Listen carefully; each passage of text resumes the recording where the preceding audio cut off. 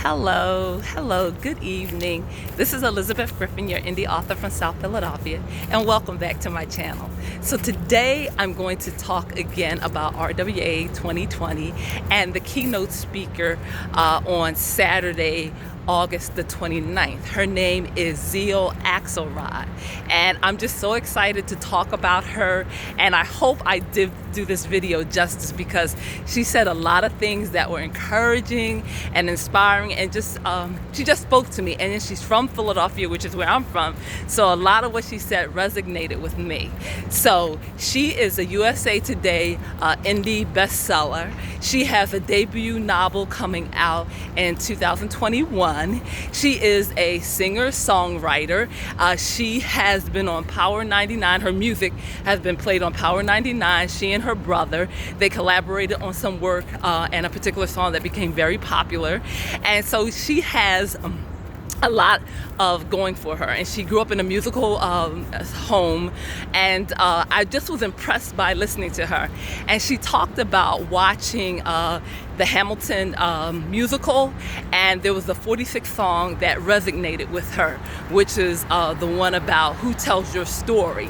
And then she said, as a storyteller, she started thinking about who tells our stories, and from what perspective those stories are being told, and how they shape people's opinions, and how if the story is incomplete because some stories aren't part of that narrative, then we don't get a full view of history or of what's going on in our community and in our world.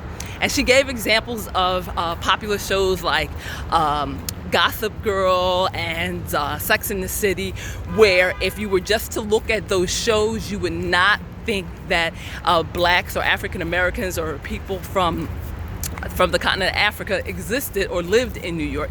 You would just have one narrative, one story, one view.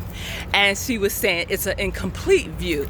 So I loved, as I said, listening to her talking about growing up in Philadelphia and how because Philadelphia is a historical city, it is the birthplace of the nation, and we have a lot of firsts here. And she mentioned the first bank, the first paper mill, the first what else? The first hospital. I mentioned that, she didn't, but it's true. The first hospital, the first public school, the first library. She mentioned so many firsts that, and some of them impressed me. The first post office. So Philly is a city of a lot of firsts, and in that the city there's a lot of historical information, but there are a lot of stories that haven't been told. And she started mentioning Thomas Jefferson, Benjamin Franklin, Betsy Ross, those people. But then she started mentioning people that she learned about as she became older that she hadn't heard of, like Phyllis Wheatley, who I've never heard of either. She said she is the first African American or the first black to publish a book of poetries, and the third woman to do so.